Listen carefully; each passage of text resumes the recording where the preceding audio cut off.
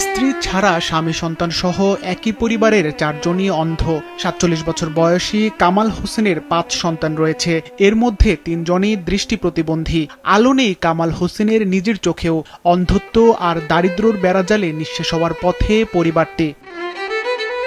খেয়ে না খেয়ে কোনো রকমে দিন কাটান ভোলা সদরের রাজাপুর ইউনিয়নের বাসিন্দা কামাল হোসেন, তার স্ত্রী এবং দৃষ্টি প্রতিবন্ধী তার 3 সন্তান সহ অন্য ছেলেমেয়েরা।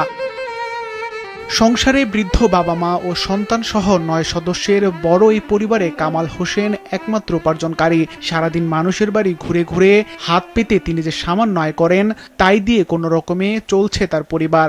আমি কিভাবে যে সংসারটা গড়ি সেটা আল্লাহ পাক ছাড়া আর কেউ জানেন না। পাতিল হাড়ি ছাড়া আর কিছুই নাই। আমার অনেক কষ্ট হয়।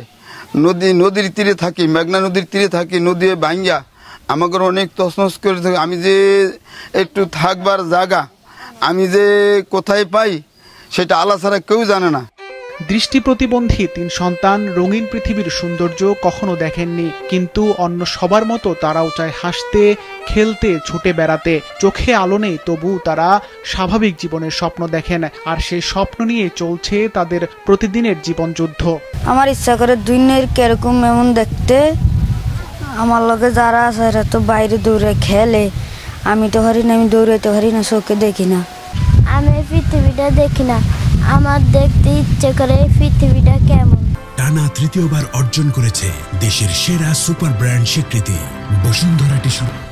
এদিকে দৃষ্টি প্রতিবন্ধী কামালের পরিবারের পাশে দাঁড়ানোর আশ্বাস দিয়েছেন জেলা সমাজসেবা কার্যালয়। পুনর্বাসন প্রক্রিয়ায় আমাদের একটা কার্যক্রম চালু আছে।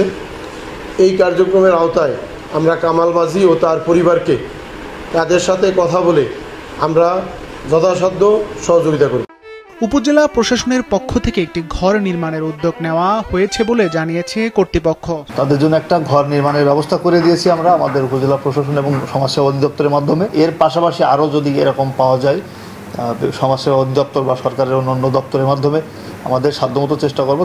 একটু সহানুভূতি আর একটু সহায়তায় হয়তো এনে দিতে পারে এই পরিবারের নতুন জীবন। সিফাত রহমান, মাছরাঙা নিউজ ডেস্ক।